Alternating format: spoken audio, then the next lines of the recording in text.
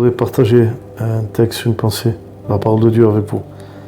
En effet, nous avons besoin, chacun d'entre nous, d'être éclairés par la parole de Dieu, être éclairés par le Saint-Esprit sur ce que Jésus a dit, sur ce que les apôtres ont dit, sur ce que les prophètes ont déclaré. Et nous avons besoin vraiment d'être éclairés par le Saint-Esprit et de venir à la connaissance de chaque texte biblique pour vraiment comprendre ce que Dieu voulait nous dire. Et je voudrais vous parler d'un thème qui me tient à cœur en ce moment, c'est sur la division biblique, ou plutôt sur le péché de la division. Et je voudrais voir avec vous et vous faire comprendre ce que la Bible dit sur le péché de la division, car bien souvent nous avons entendu parler, ou même prêcher et enseigner que la division, que le péché de la division était la séparation physique, ou la séparation d'une église ou d'un groupe de pasteurs. Mais cela n'est pas le péché de la division. Bibliquement parlant, la division dans la parole de Dieu n'est pas une séparation physique, car dans ce cas-là, l'apôtre Paul lui-même serait en porte-à-faux avec la parole et la volonté de Dieu, puisque dans Actes 15, 38, nous voyons que Paul, après une vive discussion avec Barnabé et Marc, avait décidé de se séparer de ces deux hommes de Dieu. Donc la séparation était physique, mais pas spirituelle, parce que Paul n'avait rien gardé dans son cœur, et que Paul avait gardé ses convictions. Mais c'était plutôt une question d'opinion, et la parole de Dieu déclare que Paul a décidé de continuer le chemin tout seul pour son évangélisation.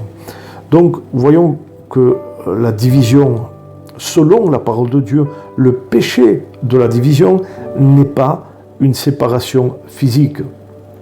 Mais je voudrais quand même vous dire que si quelqu'un choisit de se séparer d'un groupe ou d'une église parce qu'il se considère trop saint, trop pur ou trop intellectuel ou trop grand, spirituellement parlant, que le reste de ses frères, bien là, je voudrais vous dire que cet homme est déjà jugé d'avance, puisque la Bible dit « tu ne jugeras pas ». Nous n'avons pas ni le droit de juger, ni d'écraser, ni de condamner qui que ce soit, et encore moins de se séparer de quelqu'un, parce que nous avons une opinion surestimée de nous-mêmes. Que le péché de la division n'est pas la séparation physique, mais que bien au contraire, la division est lorsque certaines personnes sont assemblées sous le même nom, mais n'ont pas les mêmes convictions bibliques ni la même doctrine. Voyons par exemple dans la parole de Dieu. Je lis un texte pour vous dans la première lettre, l'épître aux Corinthiens, au chapitre 12 et du verset 24. Je lis au milieu du verset où Paul parle concernant le corps et les membres du Christ. Et il est dit « Dieu a disposé le corps de manière à donner plus d'honneur à ceux qui en manquaient, pour qu'il n'y ait pas de division dans le corps, mais que toutes les parties du corps s'inquiètent de la même façon les unes des autres. Et si une partie du corps souffre, alors toutes les autres souffrent avec elle. Et si une partie du corps est glorifiée, toutes les autres se réjouissent avec elle. Vous êtes le corps du Christ. Vous en faites partie, chacun pour sa part. » Nous pouvons voir que lorsque quelqu'un se dit membre du corps du Christ, mais qui ne souffre pas avec ceux qui souffrent, bien il est en division avec le corps du Christ. Lorsque quelqu'un ne se réjouit pas du succès spirituel, matériel ou ministériel de quelqu'un, bien il est en division du corps du Christ.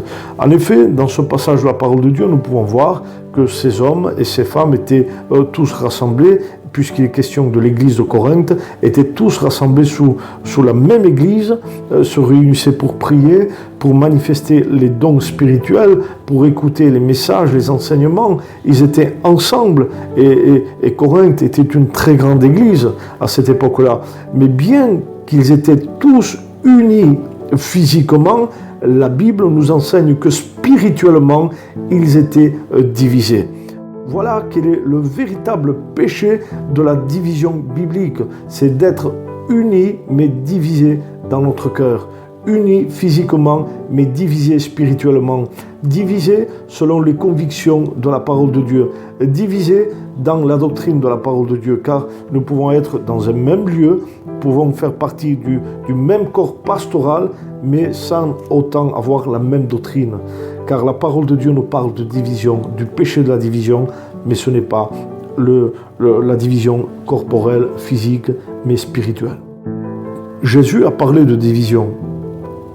Paul aussi, et la parole de Dieu.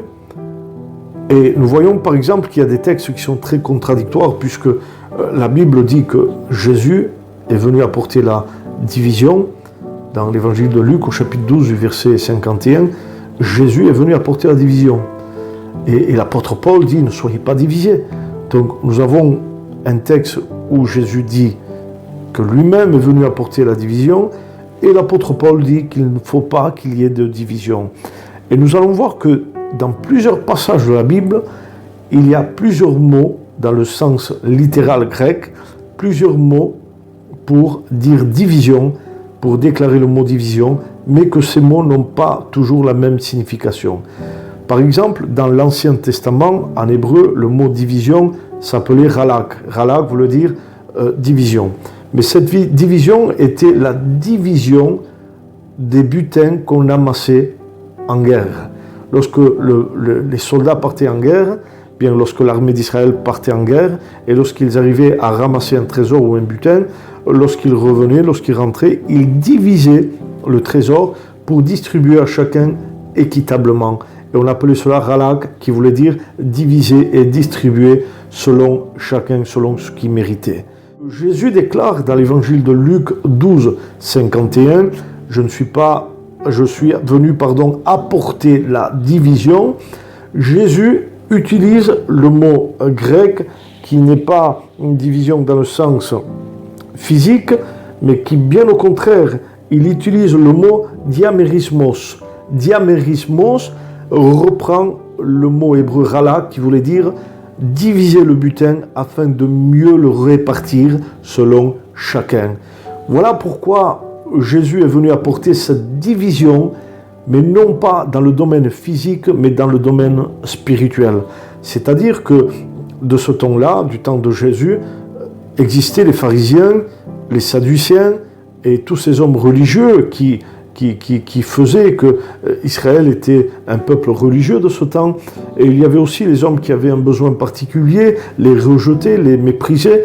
Et lorsque Jésus est venu apporter l'évangile, il est venu distribuer à chacun, c'est-à-dire qu'il est venu diviser son message, le message de la grâce, d'avec le message religieux. C'est-à-dire que les pharisiens prêchaient la religiosité, la mise à part, la consécration, le rejet de l'autre, la sanctification, la loi, bien tout cela. Mais Jésus, lui, est venu diviser le message de l'évangile en disant que l'évangile devait s'adapter au cœur de l'homme et non pas un message religieux. Voilà pourquoi Jésus a dit « Je suis venu apporter une division, c'est-à-dire une division entre la religion et entre le vrai évangile. » Et je bénis Dieu pour ça. Donc, lorsque Jésus parle de division, il ne parle pas de séparation physique. Paul déclare aux Corinthiens qu'il apprend par les gens de Chloé, c'est-à-dire des païens, qu'il y a des divisions. Et le mot utilisé par division, dans le texte littéral, dans ce passage-là, c'est le mot schisma. Schisma, du mot schisme, schisma, ou schismos, qui veut dire bien déchirer.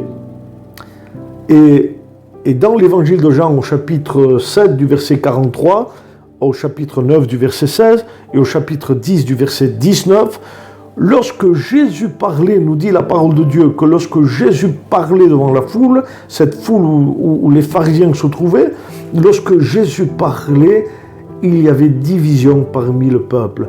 Et là, il n'est plus question de diamérismos, mais de schisma. Le mot division est traduit par schisma, qui voulait dire déchirure. Lorsque Jésus parlait, le peuple se déchirait, c'est-à-dire qu'il se séparait de la religiosité des pharisiens. Et l'église de Corinthe était déchirée de l'intérieur, parce qu'il y avait des messages de religiosité. Les uns disaient, je suis de Paul, l'autre d'Apollos. Les uns disaient, moi je suis de Céphas, et d'autres, moi je suis du Christ. Nous voyons par cela que ces chrétiens-là avaient reçu tous l'évangile, mais l'avaient compris tous différemment. Car l'évangile, c'est l'évangile de la grâce, l'évangile de l'amour, du pardon, de l'espérance. Et ces chrétiens de Corinthe avaient divisé l'Église spirituellement et non physiquement. Elle était déchirée. Déchirée parce qu'il y avait de la religiosité et de la charnalité dans cette Église. Ils étaient charnels. Et ils n'avaient pas tous la même vision et la même conception de la parole de Dieu. Et c'est ce qui a créé la division dans l'Église de Corinthe. Ils étaient tous les jours ensemble, unis, ensemble. Ils priaient, prenaient la Sainte Seine, manifestaient des dons, mais ils étaient divisés, déchirés de l'intérieur. Voilà les frères, une séparation n'est pas une division. Une séparation physique n'est pas une division. La véritable division se trouve à l'intérieur du peuple, lorsque les hommes sont divisés parce qu'ils sont religieux. Pour conclure cette pensée, Jude parle aussi de ceux qui pratiquent la division, et là c'est le mot apodiorizo. Apodiorizo qui veut dire séparation ou créer un mur. Lorsqu'on crée un mur entre frères, qu'on ne se parle plus, qu'on n'a plus de contact spirituel ensemble, c'est que forcément il y a eu une division. Tite 3 verset 10 nous déclare « Éloigne-toi de ceux qui causent des divisions ». Et là, le mot qui est traduit par division, c'est un mot qui est appelé eireitikos. Eireitikos. Eireitikos est traduit par division selon Tite 3.10. Et que veut dire eireitikos? Bien, eireitikos veut dire tout simplement hérésie. C'est-à-dire qu'il y a une hérésie dans le peuple de Dieu. Lorsque un mouvement ou une doctrine ne suit pas la parole de Dieu convenablement, lorsque un groupe ou un pasteur prêche des hérésies ou des fausses doctrines, bien là, il crée des divisions. Ne pas prêcher le véritable évangile crée de l'hérésie. Et qui dit hérésie dit division. Voilà pourquoi les frères et les sœurs, nous pouvons toujours être dans le même groupe et être en hérésie avec la parole de Dieu.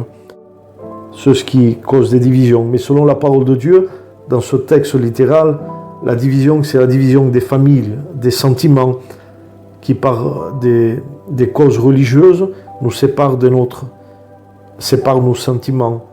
Nous sommes robotisés, nous ne sommes plus les mêmes. Dieu n'a jamais voulu nous faire changer de personnalité. Dieu a voulu nous faire repentir et nous faire naître de nouveau et revenir à l'origine de ce que nous étions. Et non pas d'endoctriner quelqu'un au point que cette personne devient un robot incapable d'aimer et incapable de s'unir. Pour conclure, je voudrais vous dire tout simplement, mes frères et sœurs, que dans 1 Corinthiens 3, du verset 3, il est écrit « Puisqu'il y a de la jalousie parmi vous, des disputes, n'êtes-vous pas charnels? Ne vivez-vous pas selon la chair et selon les hommes ?» Voilà ce qui cause la division. Être ensemble et être charnel. Suivre des commandements d'hommes. C'est la division, le péché de la division. Alors les frères et les sœurs, restons ensemble, unis mais dans la parole de Dieu. Revenons à la parole de Dieu, car c'est elle qui construit le fondement de nos vies. Que le Seigneur vous bénisse. Soyez richement bénis. Priez pour moi. Je prie pour vous. Prions pour nos frères, pour nos sœurs, afin qu'ils reviennent à la parole de Dieu et qu'ils renoncent à toute division spirituelle, et tout péché de division sera pardonné si un homme ou une femme revient à la croix. Que Dieu vous bénisse. Amen.